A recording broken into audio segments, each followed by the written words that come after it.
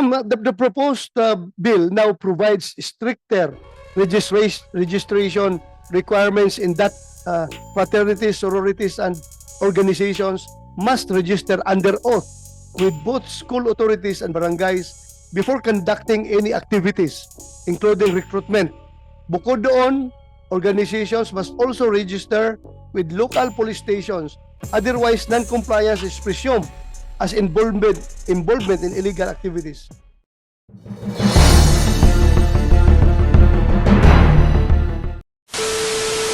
To the next is the amendments to the anti-hazing bill. Any comment? Inputs, ma'am, go ahead. From the Department of Justice, Attorney Natalo. Good afternoon, Go ahead, Your Honor. Good afternoon, everyone. On the part of the Department of Justice, pending the submission, Your Honor, of our official position paper, we would like to manifest our support in the proposed amendments in stated in or contained in Senate Bill number 2271 to further enhance the anti-hazing law, and we also laud the objectives of the bill, which impose stricter penalties and also to enjoin the active participation, not just only of the school authorities, but also of the barangay officials and police having jurisdiction over the place where the initiation rites are being conducted, in terms po of regulating, monitoring, and registering these organization, fraternities, sororities, and the initiation rites, po, Your Honor. Thank So you. ito lang, iklaro ko lang ito. One of the amendments of the proposed bill is to make the fraternities, sororities, and other organizations solidarily liable for hazing-related deaths or injuries, imposing a 20 million pesos fine, covering litigation fees, and automatically revoking their SIC registration. May we please hear from you again, ma'am? Yes, Your Honor, we fully support this provision because this kind of penalty or a provision which is imposed as for liability po on the not just on those present during the initiation rites, but also to the entire fraternity, sorority organization, because it is their may accountability po sila on the rites being performed by their members. So it makes them solidarily liable for the death or the injuries caused to the victim and their families, and also to shoulder the litigation expenses. Considering na ngayon po pabata na po ng pabata yung nagiging biktima ng ating hazing or initiation rates.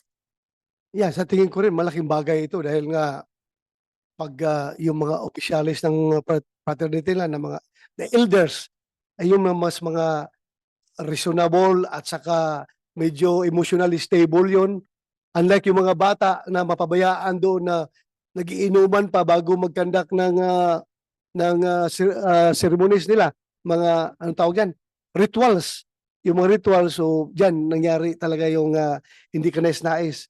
So kung magiging liable sila, solidarily liable, mukhang magbantay rin sila doon na wala mangyari masama. So this will turn out good, no, for for everyone. So salamat for that input, Attorney. Ched, DILG, may Ched dito. Ma'am, the proposed bill now provides stricter registration requirements in that fraternities, sororities, and organizations must register under oath with both school authorities and barangays before conducting any activities, including recruitment. Bukod doon, organizations must also register with local police stations. Otherwise, non-compliance is presumed as involvement in illegal activities. Any comment, ma'am, from Ched? Mr. Chair, Yes. we support the Senate bill and the provision in this particular provision because the commission is actually has a zero tolerance policy for this, and in particular, Mr. Chair, we would like to further strengthen, and this registration would mean that the school authorities would be liable as to the conduct of the initiations done by these organizations, fraternities, and sororities. So that's the position. And further, we would like to highlight our particular concern and comments on Section 5 as to the monitoring of the schools and the barangays, as well as the requirement for faculty advisors as advisors for all the organizations, which would include all students, whether at the moment or in the future recruitment, and also the strict submission of database of our registered organization. Related to this, we'll add the provision in Section 8, which establishes the trust fund from the fees or the fines collected from non-compliant higher education institutions on the conduct of orientation and information campaign regarding the participation and the conduct in itself of hazing and initiations of this particular fraternities, sororities, and organizations. So these position we will submit later and further details to the committee as we work again for that zero death or casualties from initiations or hazings under the guise of initiations. So that's it, Mr. Chair. Thank you. Thank you, ma'am. Maganda talaga pag nagkakaisa tayo dito, lahat ng ahensya ng gobyerno ay willing to give their fair share, lalong-lalo na hindi lang sa crafting of this law, kundi pati sa implementation of the law. Siguro ko baka maiwasan na itong untoward incidents sa mga hazing na ito. Liga ng mga barangay, meron tayo dito? Liga ng mga barangay. Wala. Sa kalgulo ng scale. Okay. Pinadala yung representative lang na observer lang. Okay, thank you. So let's proceed to DOJ again. The proposed measure includes requirements for the registration of school-based and community-based organizations with the local police station that has jurisdiction over their locality, which will be included in a national database of fraternities and sororities membership nationwide. May we know your opinion on this, specifically on how we can further improve the provision insofar as access to, utilization, and confidentiality of the information is concerned? Thank you.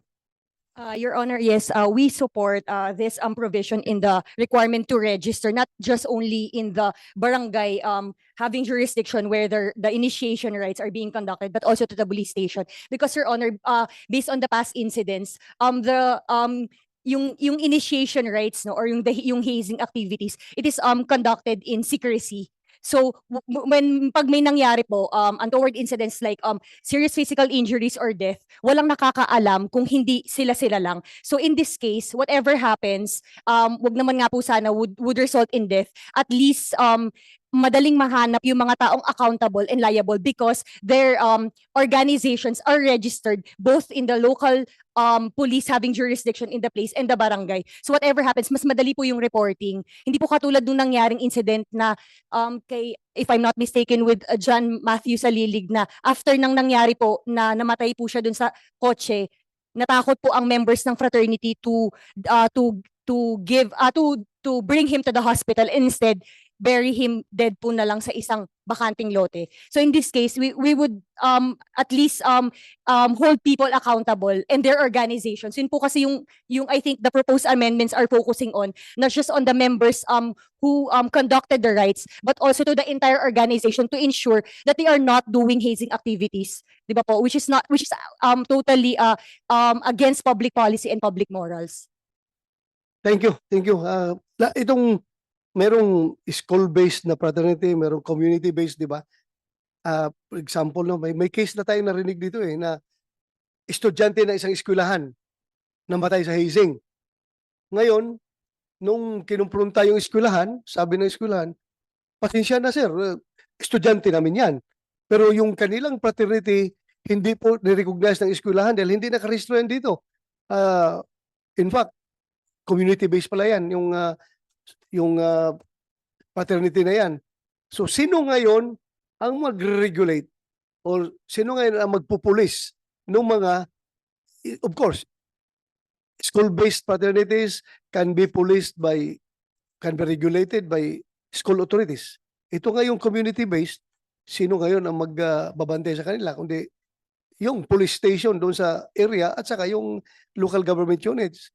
So, wala lang pasahan ito ng responsibilidad, di ba? Hindi na sila makakaiwas sa responsibilidad. So any more comment on this particular measure? Go ahead, DBM. Good afternoon, Mr. Chair. Regarding this bill po on Section 4 in relation to the creation of trust fund, we know po na this also includes SUKS po, no, kasi educational institution. Yung proposal po to pay a fine of 5 million pesos. So first, we defer po to the SUKS kung saan po nila ito kukunin. And second, baka we defer din po to CHED, baka may mas magandang penalty sa kanila kung SUKS po ang mag-violate po mismo nito. Thank you po. Thank you. Alam mo, nilagay lang yan is for parang ano ba, preventive purposes. Parang matakot talaga yung kuan gagawa ng krimen. Ngayon, pinoproblema mo na kung sinong magbabayad ng 5 billion. Halimbawa, is UC ang matcha-charge, no? Reklamo ang DBM nito. Kukuha na naman ng budget ng DBM ito ng 5 million. Correct. Tama ka dyan. Pero, very exorbitant ba? Kasi kung hindi natin gawing exorbitant, lalapas tanganin lang rin yan. Ng mga, ating problema dyan. Kano lang yan. Pero pag ma-exorbitant, talagang, wala tayong kuhan dyan. Wala tayong pambayad. Mag-ingat tayo. Anyway, sige lang. We'll consider your opinion. Any more? Wala na? Kung wala na, I hope kumain kayo sa pagkain na sinerve ng committee. Kasi magalauna na. So, having no more opinions to be heard, I would like to thank everyone for coming over. Again, thank you for, sorry for being late. Sorry talaga.